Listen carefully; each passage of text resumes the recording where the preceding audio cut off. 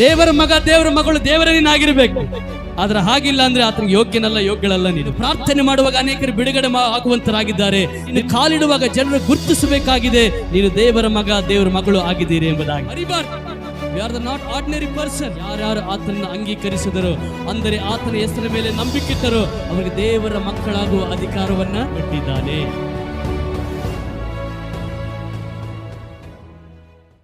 ಮೊದಲನೇದಾಗಿ ದೇವರ ಸೃಷ್ಟಿ, ಎರಡನೇದಾಗಿ ದೇವರಿಂದ ಆರಿಸಲ್ಪಟ್ಟವನು, ಮೂರನೇದಾಗಿ ನಾನು ಸಾಮಾನ್ಯ ಮನುಷ್ಯನಲ್ಲ, ನಾನು ದೇವರ ಮಗನಾಗಿದ್ದೇನೆ, ದೇವರ ಮಗಳಾಗಿದ್ದೇನೆ.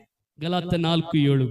ಹೀಗಿರುವಲ್ಲಿ ಇನ್ನು ನೀನು ದಾಸನಲ್ಲ, ಮಗನಾಗಿದ್ದಿ. ಮಗನಿಂದ ಮೇಲೆ ದೇವರ ಮೂಲಕ ಬಾಧ್ಯನೂ ಆಗಿದ್ದಿ. ನೀನು ದಾಸನಲ್ಲ, ಕೈ ಕೆಳಗಿರುವವನಲ್ಲ, ಎಲ್ಲರಿಗಿಂತ ಕಡಿಮೆ ನೀನಲ್ಲ, ಎಲ್ಲರೂ ತೊರೆದಾಕಿದಂತ ಮನುಷ್ಯ ನೀನಲ್ಲ. ದೇವರ ಮಗನಾಗಿದೀಯಾ, ದೇವರ ಮಗಳಾಗಿದೀಯಾ. 1 ಯೋಹಾನ 3:1. ದೇವರ ಮಕ್ಕಳೆಂಬ ಹೆಸರನ್ನು ನಮಗೆ ಕೊಡುವುದರಲ್ಲಿ ತಂದೆಯು ಎಂಥ ಪ್ರೀತಿಯನ್ನು ನಮ್ಮ ಮೇಲೆ ಇಟ್ಟಿದ್ದಾನೆ ನೋಡಿರಿ. ನಾವು ಆತನ ಮಕ್ಕಳಾಗಿದ್ದೇವೆ. ಹಲ್ಲೆಲೂಯಾ. ಫಸ್ಟ್ ಹೇಗೆ ಮಕ್ಕಳಾಗಿದ್ದೀನಿ ದೇವರ ಮಕ್ಕಳು? ವಾಕ್ಯ ಭಾಗ ಹೇಳ್ತದೆ, ಯಾರ್ಯಾರು ಆತನನ್ನು ಅಂಗೀಕರಿಸಿದರೋ ಅಂದರೆ ಆತನ ಹೆಸರ ಮೇಲೆ ನಂಬಿಕಿಟ್ಟರೋ ಅವರಿಗೆ ದೇವರ ಮಕ್ಕಳಾಗುವ ಅಧಿಕಾರವನ್ನ ಕೊಟ್ಟಿದ್ದಾನೆ. ನಾವು ದೇವರ ಮೇಲೆ ಯಾವಾಗ ವಿಶ್ವಾಸ ಮಾಡ್ತೀವೋ, ಯಾವಾಗ ದೇವರನ್ನು ನಾವು ನಂಬುತ್ತೀವೋ, ಆವಾಗಲೇ ದೇವರು ತೀರ್ಮಾನ ಮಾಡ್ತಂತೆ, ನೀನು ನನ್ನ ಮಗನಾಗಿದೀಯಾ, ನೀನು ನನ್ನ ಮಗಳು ಆಗಿದೀಯಾ. ಭೂಮಿ, ಆಕಾಶ, ಸೂರ್ಯ, ಚಂದ್ರ, ನಕ್ಷತ್ರಗಳನ್ನು ಸೃಷ್ಟಿ ಮಾಡಿದಂತ ದೇವರ ಮಗನು, ದೇವರ ಮಗಳು ನೀನಾಗಿದೆ ಎಂಬುದಾಗಿ ದೇವರ ವಾಕ್ಯದಲ್ಲಿ ಹೇಳುವಂತನಾಗಿದೆ. ನೀನು ಸಾಮಾನ್ಯನಲ್ಲ.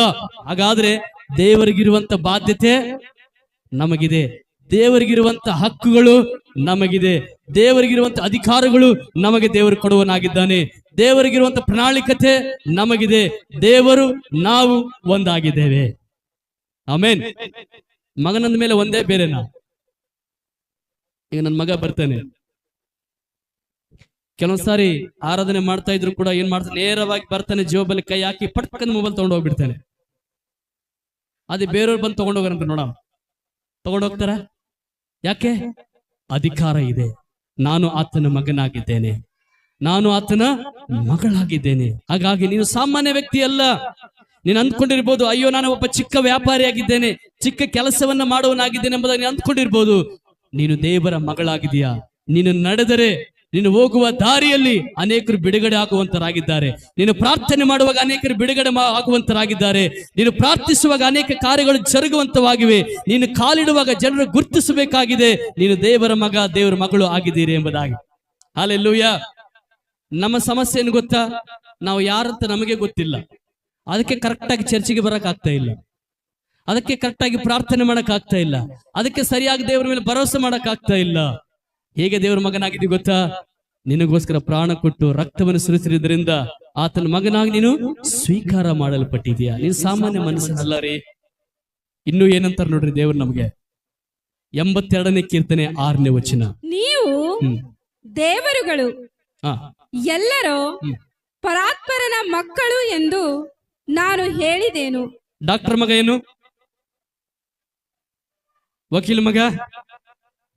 ಸಿಂಹ ಹುಟ್ಟಿದ ಮರಿ, ಆನೆ ಹುಟ್ಟಿದ ಮರಿ, ದೇವರು ಹುಟ್ಟಿದ ಮಗ ದೇವರಾಗಿದ್ದಾನೆ. Hallelujah, hallelujah. ಇದು ನಿನ್ನ ಪುಣ್ಯ ಕಾರ್ಯಗಳಿಂದಲ್ಲ, ನಿನ್ನ ಪ್ರಯಾಸದಿಂದಲ್ಲ, ದೇವರೇ ಆ ಅಧಿಕಾರವನ್ನು ನಮಗೆ ಕೊಟ್ಟವನಾಗಿದ್ದಾನೆ. ಸೊ ಆ ದೇವರ ಮಗನು ಮಗಳು ನೀನಾದ ಮೇಲೆ ಬರೀ ಆತನ ಮಗನು ಮಗಳಷ್ಟೇ ನೀನಲ್ಲ, ದೇವರು ಆಗಿದೀಯಾ. ಈ ವಾಕ್ಯದ ಅರ್ಥ ಏನು ಗೊತ್ತಾ?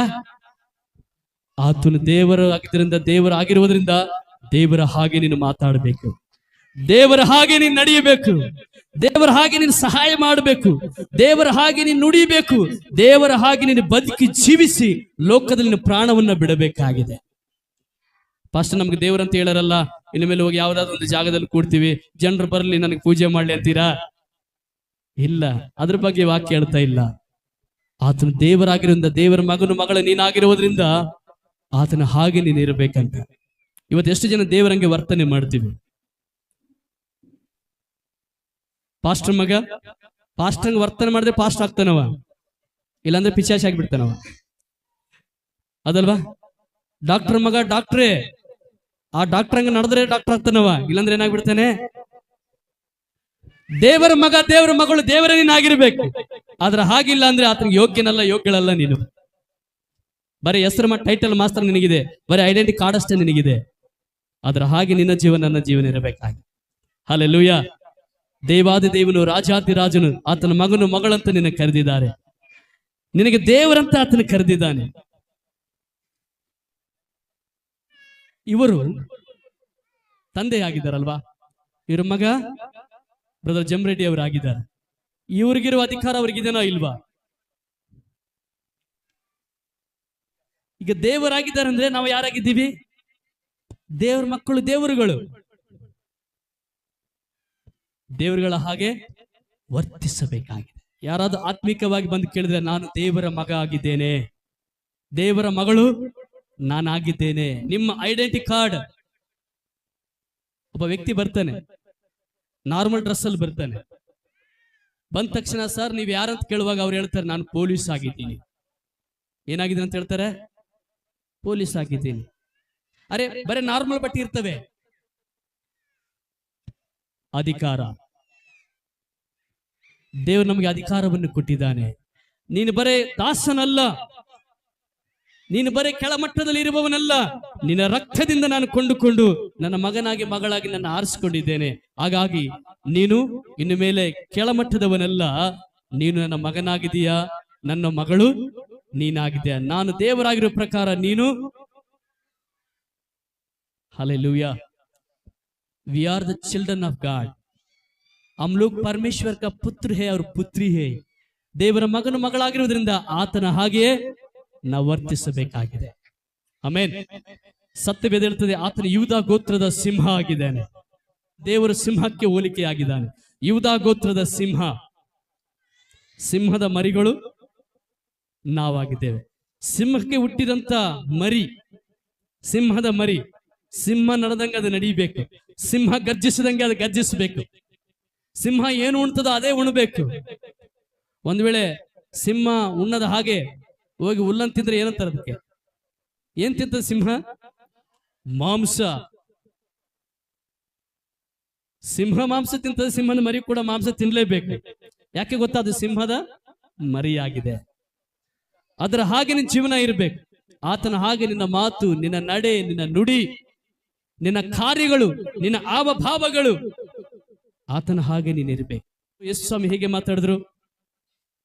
ಕಷ್ಟದಲ್ಲಿ ಬಂದ್ರು, ಕಣ್ಣೀರಲ್ಲಿ ಬಂದವರಿಗೆ ಅವರನ್ನು ಮುಟ್ಟಿ ಹೇಳಿದ್ರು, ಏನ್ ಮಾಡ್ಬೇಕು ನಾನು ನಿನಗೆ? ಸ್ವಾಮಿ ನನಗೆ ಕಣ್ಣಿಲ್ಲ, ಕಣ್ಣು ಕೊಡು, ನೀನ್ ನಂಬಿದಂತೆ ನಿನಗಾಗಲಿ.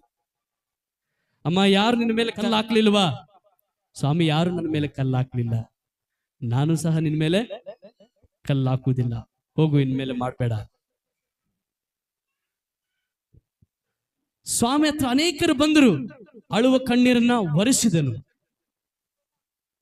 ಸಮಸ್ಯೆಯವರಿಗೆ ಉತ್ತರವನ್ನ ಕೊಟ್ಟರು. ಇವತ್ತು ನಿನ್ನ ಬಳಿಗೆ ಕೂಡ ಜನರು ಬರ್ತಾರೆ, ನಿನ್ನ ಹತ್ತಿರ ಜನರು ಬರ್ತಾರೆ.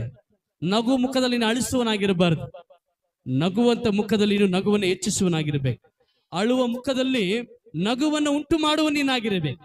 ಇವತ್ತಿನಿಂದ ಯಾವುದೇ ಸ್ಥಳಕ್ಕೂ ನೀನು ಹೋದ್ರು, ನೀನು ಕೆಲಸ ಮಾಡೋ ಜಾಗಕ್ಕೆ ನೀನು ಹೋದ್ರು, ನೀನು ನಡ್ಕೊಂತ ಹೋದ್ರು, ನೀನು ಮನೆಯಲ್ಲಿ ಅಡಿಗೆ ಕಾರ್ಯಗಳನ್ನು ನೀನು ಮಾಡ್ತಾ ಇದ್ರು, ಅಥವಾ ಯಾವುದೇ ಫಂಕ್ಷನ್ಗಳಿಗೆ ನೀನು ಹೋದ್ರು, ಯಾವುದೇ ಯಾತ್ರೆಗಳಿಗೆ ನೀನು ಹೋದ್ರು ಕೂಡ ನೀನು ಯಾರಂತ ನಿನಗೆ ಗೊತ್ತಿರಬೇಕು.